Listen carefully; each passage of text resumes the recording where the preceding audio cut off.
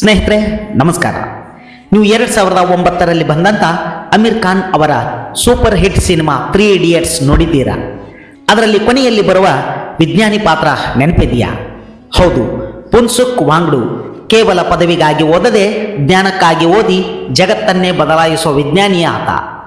ಆದರೆ ನಿಮ್ಗೆ ಗೊತ್ತಾ, ಆ ಪಾತ್ರ ಕೇವಲ ಕಲ್ಪನೆಯಲ್ಲ, ಅದು ನಮ್ಮ ಭಾರತದ ಒಬ್ಬ ರಿಯಲ್ ಹೀರೋನ ನಿಜವಾದ ಕತೆ. ಹೌದು ಸ್ನೇಹಿತರೆ, ಸೋನಮ್ ವಾಂಗ್ಚುಕ್ ಪ್ರಸ್ತುತ ದೆಹಲಿಯ ಜಂತರ್ ಮಂತರ್ನಲ್ಲಿ ಕಠಿಣವಾದ ಅನಿರ್ದಿಷ್ಟಾವಧಿ ಉಪವಾಸ ಸತ್ಯಾಗ್ರಹ ನಡೆಸುತ್ತಿರುವಂತಹ ಸೋನಮ್ ವಾಂಗ್ಚುಕ್ ಅವರ ಜೀವನದ ಕುರಿತಾದ ಕೆಲವು ಮಾಹಿತಿಗಳನ್ನು ಇವತ್ತಿನ ವಿಡಿಯೋದಲ್ಲಿ ಹಂಚಿಕೊಳ್ಳೋಣ.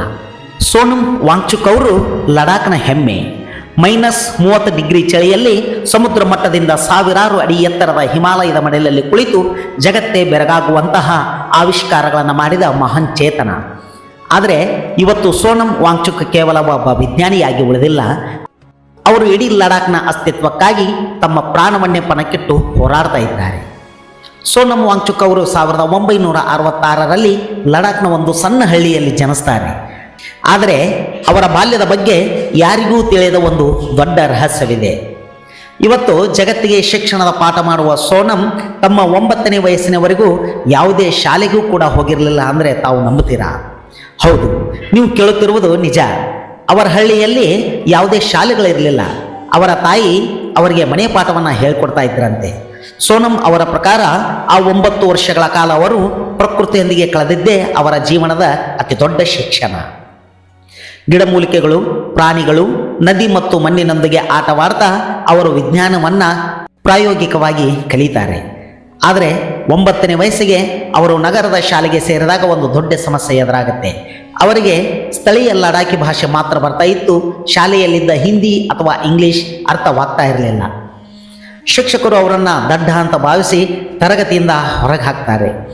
ತನ್ನನ್ನು ಯಾರೂ ಕೂಡ ಅರ್ಥ ಮಾಡ್ಕೊಳ್ತಿಲ್ಲ ಅಂತ ಆ ನೊಂದ ಬಾಲಕ ಸೋನಮ್ ಮನೆಯಿಂದ ಯಾರಿಗೂ ಕೂಡ ಹೇಳದೆ ಓಡಿ ಹೋಗಿ ದೆಹಲಿಯ ಒಂದು ಶಾಲೆಯನ್ನು ಸೇರಿಕೊಳ್ತಾರೆ. ಅಲ್ಲಿ ತಮ್ಮ ಸ್ವಂತ ಪರಿಶ್ರಮದಿಂದ ಇಂಗ್ಲೀಷನ್ನು ಕಲಿತು ಮುಂದೆ ಮೆಕ್ಯಾನಿಕಲ್ ಇಂಜಿನಿಯರಿಂಗ್ ಪದವಿಯನ್ನು ಮುಗಿಸ್ತಾರೆ. ಶಾಲೆಯಿಂದ ಹೊರ ಹಾಕಲ್ಪಟ್ಟ ಒಬ್ಬ ಬಾಲಕ ಜಗತ್ತಿನ ಶ್ರೇಷ್ಠ ಇಂಜಿನಿಯರ್ ಆಗಿದ್ದು ಒಂದು ರೋಮಾಂಚನಕಾರಿ ಇತಿಹಾಸ. ಯಾರೇ ಒಬ್ಬರು ಇಷ್ಟೊಂದು ದೊಡ್ಡ ಸಾಧನೆ ಮಾಡಬೇಕಾದ್ರೆ ಅವರ ಹಿಂದೆ ಒಬ್ಬ ರೋಲ್ ಮಾಡೆಲ್ ಇರ್ತಾರೆ. ಹಾಗಾದರೆ ಸೋನಮ್ ವಾಂಗ್ಚುಕ್ ಅವರ ರೋಲ್ ಮಾಡೆಲ್ ಯಾರು ಗೊತ್ತಾ? ಅವರು ಬೇರೆ ಯಾರೂ ಅಲ್ಲ, ಗಾಂಧೀಜಿಯವರ ತತ್ವಗಳು ಮತ್ತು ಜಪಾನಿನ ಪ್ರಸಿದ್ಧ ನೈಸರ್ಗಿಕ ಕೃಷಿಕ ಮಸುನೋಬು ಫುಕುವೋಕಾ.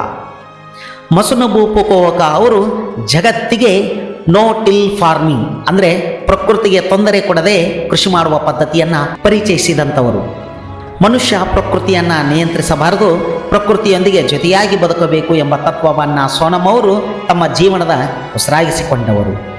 ಇದರ ಜೊತೆಗೆ ಭಾರತದ ಮಹಾತ್ಮ ಗಾಂಧೀಜಿಯವರ ಸ್ವಾವಲಂಬನೆ ಮತ್ತು ಅಹಿಂಸಾತ್ಮಕ ಹೋರಾಟ ಅವರ 2ನೇ ದೊಡ್ಡ ಶಕ್ತಿಯಾಯಿತು. ಲಡಾಖ್ನಂತಹ ಕಠಿಣ ಪರಿಸರದಲ್ಲಿ ಬೇರೆ ದೇಶಗಳಿಂದ ತಂತ್ರಜ್ಞಾನವನ್ನು ಆಮದು ಮಾಡಿಕೊಳ್ಳುವ ಬದಲು ಸ್ಥಳೀಯವಾಗಿಯೇ ಸ್ವಾವಲಂಬಿ ತಂತ್ರಜ್ಞಾನವನ್ನು ಹೇಗೆ ಬಳಸಬಹುದು ಎಂದು ಯೋಚಿಸಲು ಗಾಂಧೀಜಿಯವರ ವಿಚಾರಗಳೇ ಅವರಿಗೆ ಸ್ಫೂರ್ತಿಯಾಗುತ್ತವೆ. ಇಂಜಿನಿಯರಿಂಗ್ ಮುಗಿಸಿದ ಸೋನಮ್ ಅವರು ವಿದೇಶಕ್ಕೆ ಹೋಗಿ ಲಕ್ಷಾಂತರ ರೂಪಾಯಿ ದುಡಿಯಬಹುದಿತ್ತು. ಆದರೆ ಅವರು ಆರಿಸಿಕೊಂಡಿದ್ದು ತಮ್ಮ ತಾಯ್ನಾಡು ಲಡಾಖನ್ನು. ಲಡಾಖ್ನಲ್ಲಿ ಒಂದು ದೊಡ್ಡ ಸಮಸ್ಯೆ ಇತ್ತು.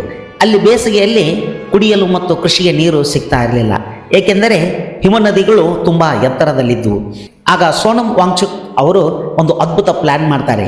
ಚಳಿಗಾಲದಲ್ಲಿ ವ್ಯರ್ಥವಾಗಿ ಹರಿದು ಹೋಗುವ ನೀರನ್ನು ಪೈಪ್ಗಳ ಮೂಲಕ ತಂದು ರಾತ್ರಿಯ ಚಳಿಯಲ್ಲಿ ಅದನ್ನು ಕಾರಂಜಿಯಂತೆ ಚಿಮ್ಮಿಸ್ತಾರೆ. ಆ ನೀರು -1 ಡಿಗ್ರಿ ಚಳಿಯಲ್ಲಿ ಹೆಪ್ಪುಗಟ್ಟಿ ದೊಡ್ಡ ಶಂಕುವಿನ ಆಕಾರದ ಮಂಜಿನ ಬೆಟ್ಟವಾಗಿ ಮಾರ್ಪಡುತ್ತೆ. ಅದಕ್ಕೆ ಅವರು ಐಸ್ ಸ್ತೂಪ್ ಅಂತ ನಾಮಕರಣ ಮಾಡ್ತಾರೆ, ಏಕೆಂದರೆ ಅದು ನೋಡಲು ಬೌದ್ಧ ಧರ್ಮದ ಸ್ತೂಪಗಳಂತೆ ಕಾಣ್ತಾ ಇತ್ತು ಅಂತ. ಈ ಐಸ್ ಸ್ತೂಪಗಳು ಬೇಸಿಗೆಯ ಮೇ ಮತ್ತು ಜೂನ್ ತಿಂಗಳಲ್ಲಿ ಬಿಸಿಲಿಗೆ ನಿಧಾನವಾಗಿ ಕರಗುತ್ತಾ ಹಳ್ಳಿಗಳಿಗೆ ನಿರಂತರವಾಗಿ ನೀರನ್ನು ಒದಗಿಸುತ್ತವೆ. ಯಾವುದೇ ವಿದ್ಯುತ್ ಅಥವಾ ಯಂತ್ರಗಳಿಲ್ಲದೆ ಕೇವಲ ಪ್ರಕೃತಿಯ ನಿಯಮಗಳನ್ನು ಬಳಸಿ ಅವರು ಸೃಷ್ಟಿಸಿದ ಈ ತಂತ್ರಜ್ಞಾನಕ್ಕೆ ಜಗತ್ತಿನ ಅತ್ಯುನ್ನತ ರೋಲೆಕ್ಸ್ ಅವಾರ್ಡ್ ಫಾರ್ ಎಂಟರ್ಪ್ರೈಸಸ್ ಅವರ ರೋಲೆಕ್ಸ್ ಅವಾರ್ಡ್ ಕೂಡ ಲಭಿಸುತ್ತೆ. ಅಷ್ಟೇ ಅಲ್ಲ, ಅವರು ಲಡಾಖ್ನಲ್ಲಿ ಸೆಕ್ಮೌಲ್ ಎಂಬ ಶಾಲೆಯನ್ನು ಸ್ಥಾಪಿಸ್ತಾರೆ. ಸೆಕ್ಮೌಲ್ ಅಂದರೆ students educational and cultural movement of Ladakh. ಈ ಶಾಲೆಯ ವಿಶೇಷತೆ ಏನೆಂದರೆ ಇಲ್ಲಿ ಕೇವಲ ಸಾಂಪ್ರದಾಯಿಕ ಶಾಲೆಗಳಲ್ಲಿ ಫೇಲ್ ಆದ ವಿದ್ಯಾರ್ಥಿಗಳಿಗೆ ಮಾತ್ರ ಪ್ರವೇಶ ಸಿಗುತ್ತೆ. ಇಲ್ಲಿ ಮಕ್ಕಳಿಗೆ ಪುಸ್ತಕದ ಬದನೆಕಾಯಿ ಅಲ್ಲ, ಬದಲಿಗೆ ಪ್ರಾಯೋಗಿಕವಾಗಿ ಸೋಲಾರ್ ಬಿಲ್ಡಿಂಗ್ ಕಟ್ಟುವುದು ಹೇಗೆ, ಇಂಜಿನಿಯರಿಂಗ್ ಮಾಡುವುದು ಹೇಗೆ ಎಂದು ಹೇಳಿಕೊಡಲಾಗುತ್ತೆ. ಈ ಶಾಲೆಯ ಇಡೀ ಕ್ಯಾಂಪಸ್ ಸಂಪೂರ್ಣವಾಗಿ ಸೌರಶಕ್ತಿಯಿಂದ ಅಂದರೆ ಸೋಲಾರ್ ಎನರ್ಜಿಯಿಂದ ನಡೆಯುತ್ತೆ. -20 ಡಿಗ್ರಿ ಚಳಿಯಲ್ಲಿಯೂ ಕೂಡ ಇಲ್ಲಿನ ರೂಮ್ಗಳು ಬೆಚ್ಚಗಿರುತ್ತವೆ. ಸ್ನೇಹಿತರೆ, ಇಷ್ಟೆಲ್ಲ ಸಾಧನೆ ಮಾಡಿದ ಈ ಮಹಾನ್ ವಿಜ್ಞಾನಿ ಇವತ್ತು ನೆಮ್ಮದಿಯಾಗಿ ಪ್ರಯೋಗಾಲಯದಲ್ಲಿ ಕುಳಿತಿಲ್ಲ.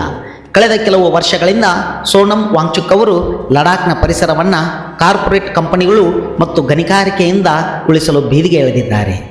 ಲಡಾಖ್ಗೆ ಸಂವಿಧಾನದ 6ನೇ ಅನುಸೂಚಿಯ ಅಡಿಯಲ್ಲಿ ವಿಶೇಷ ಸ್ಥಾನಮಾನ ಸಿಗಬೇಕು ಮತ್ತು ಅಲ್ಲಿನ ಹಿಮನದಿಗಳು ಕೈಗಾರಿಕೀಕರಣದಿಂದ ರಕ್ಷಿಸಬೇಕು ಅಂತ ಆಗ್ರಹಿಸಿ ಅವರು ಕಠಿಣವಾದ ಉಪವಾಸ ಸತ್ಯಾಗ್ರಹಗಳನ್ನು ಮಾಡ್ತಾ ಇದ್ದಾರೆ. -ಡಿಗ್ರಿ ಚಳಿಯಲ್ಲಿ ಕೇವಲ ಉಪ್ಪು ಮತ್ತು ನೀರನ್ನು ಕುಡಿದು ಅವರು ದಿನಗಟ್ಟಲೆ ಉಪವಾಸ ಕುಳಿತಾಗ ಇಡೀ ದೇಶವೇ ಅವರ ಬೆಂಬಲಕ್ಕೆ ನಿಂತಿತ್ತು. ಅವರ ಹೋರಾಟ ಕೇವಲ ಲಡಾಖ್ ಪರಿಸರಕ್ಕೆ ಮಾತ್ರ ಸೀಮಿತವಾಗಿಲ್ಲ.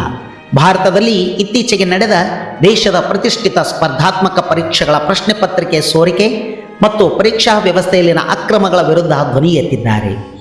ದೇಶದ ಲಕ್ಷಾಂತರ ವಿದ್ಯಾರ್ಥಿಗಳ ಭವಿಷ್ಯಕ್ಕಾಗಿ ಹಾಗೂ ಪಾರದರ್ಶಕ ಪರೀಕ್ಷಾ ವ್ಯವಸ್ಥೆಗಾಗಿ ಆಗ್ರಹಿಸಿ ಆಮರಣ ಉಪವಾಸ ಸತ್ಯಾಗ್ರಹವನ್ನು ಮಾಡ್ತಾ ಇದ್ದಾರೆ.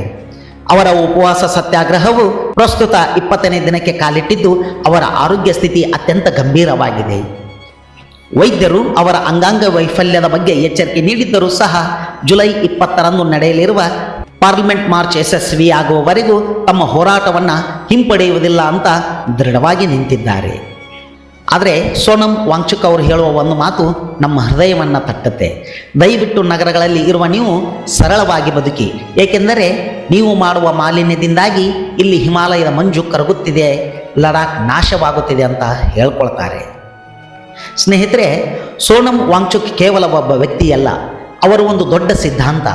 ಪದವಿಗಳು ಇಲ್ಲದಿದ್ದರೂ ಪ್ರಕೃತಿಯನ್ನು ಪ್ರೀತಿಸಿದರೆ ಜಗತ್ತನ್ನೇ ಬದಲಾಯಿಸುವ ವಿಜ್ಞಾನಿಯಾಗಬಹುದು ಎಂಬುದಕ್ಕೆ ಅವರೇ ಸಾಕ್ಷಿ. ತಮ್ಮ ಸುಖದ ಜೀವನವನ್ನು ತ್ಯಜಿಸಿ ಮುಂದಿನ ಪೀಳಿಗೆಗಾಗಿ ಮತ್ತು ಪ್ರಕೃತಿಗಾಗಿ ಹೋರಾಡುತ್ತಿರುವ ಈ ರಿಯಲ್ ಹೀರೋಗೆ ನಮ್ಮದೊಂದು ಬಿಗ್ ಸ್ಯಾಲ್ಯೂಟ್. ನಿಮಗೆ ಸೋನಂ ವಾಂಗ್ಚುಕ್ ಅವರ ಜೀವನ ಆಧಾರಿತ ಈ ಕಥೆ ಇಷ್ಟ ಆಗಿದೆ ಅಂತ ಭಾವಿಸ್ತಾ ಮುಂದಿನ ಸಂಚಿಕೆಯಲ್ಲಿ ಮತ್ತೊಂದು ಕಥೆಯೊಂದಿಗೆ ಭೇಟಿಯಾಗೋಣ. ಅಲ್ಲಿವರೆಗೂ ನಮಸ್ಕಾರ.